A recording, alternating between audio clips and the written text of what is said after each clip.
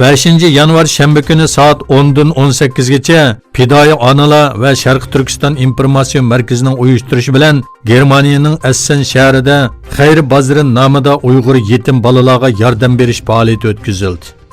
Sharq Turkiston informatsion markazining raisi Abdujalil Qarqash apandi Sharq Turkistonning hozirgi vaziyatini tonishtirdi. U Xitoyning insoniyatga qarshi siyosatlarini ayiblash bilan birga Turk xalqini Sharq Turkistonga yordamga chaqirdi. Faoliyatda Asiya Turkan xonim, Badiya Aytekin xonim va Abru Kaya xonimlar navbat bilan so'z qilib, Sharq Turkistonga ko'ngil bo'lishga chaqirdi. Shuning bilan birga Uyg'ur madaniyat markazining tashviqot organi bo'lgan Uyg'ur televiziyasi tonishtirildi. Butun kun yemak setilgan bo'lib, kirgan kirimning hammasi Turkiyada Uyg'ur bolalar uchun ishlatildi. Faoliyatga har soatdan bo'lgan mingdak kishi qatnashdi. Bu xil faoliyatlar buningdan keyin Germaniya boshchiliklarida Yevropa miqyosida o'tkaziladi.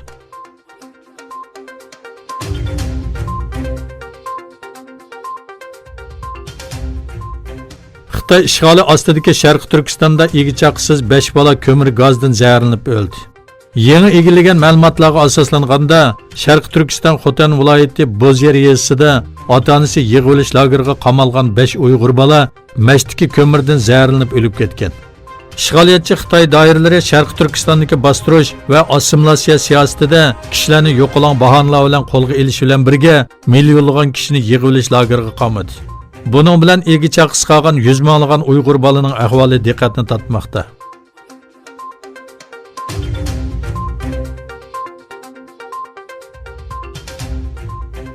Bloomberg agentligining yaqin manbalardan erishgan uchurlarga asoslanganda Xitoy savdo o'miga 15 yanvar 1-bosqichlik savdo kelishimiga imzo qo'yish uchun bir hay'atni Amerikaga avatdi. Bu vaqtdagi ishlarning maxfiy ilib berilganligini bildirgan manbalar bu planning imzolanishi uchun muavin bosh ministr Liu He'ga avatilganligini aytgan. Bu hay'atning 13 yanvardan 15 yanvargacha Washingtonda turadiganligi bildirildi.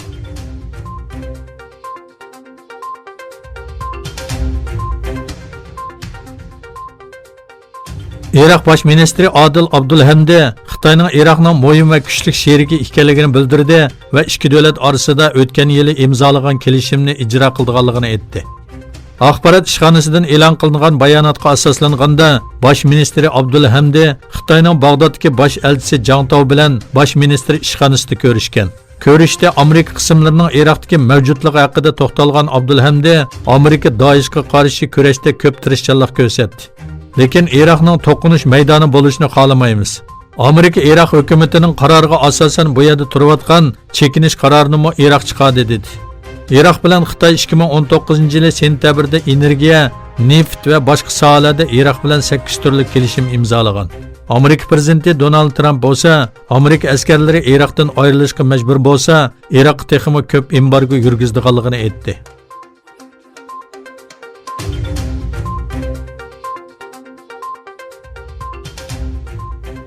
Iranlik qo'mondan Sulaymonning Amerika tarafidan o'ldirilishi sababli kuchaygan jiddiylikka qarata NATO va Birlashgan Davlatlar Tashkiloti har qaysi taraflarni o'zini tutib olishga chaqirdi.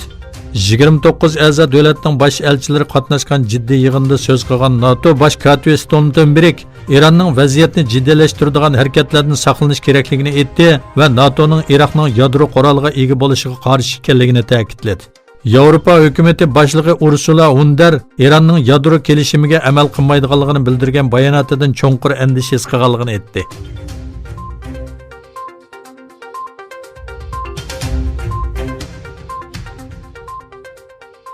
Qizil dengiz va Aden bo'g'izida chegarasi bor bo'lgan Saudiya Arabiston, Sudan, Djibouti, Somali, Eritreya, Yaman va Iordaniyaning tashqi ishlar ministri Riyodda bir yig'in o'tkazdi. Saudiya Arabiston Qizil dengiz va Aden bo'g'izida chegarasi bor bo'lgan Arab va Afrika davlatlari kengashining qurilganligini jakoladi.